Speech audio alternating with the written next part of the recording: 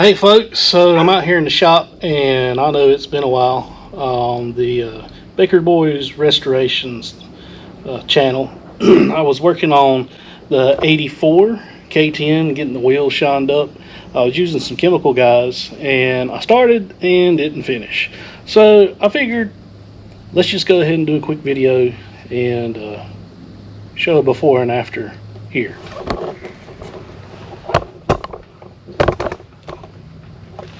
So the wheel is in pretty rough shape.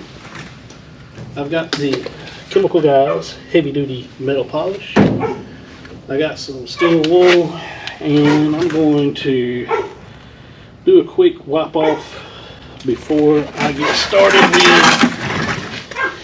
actually shut.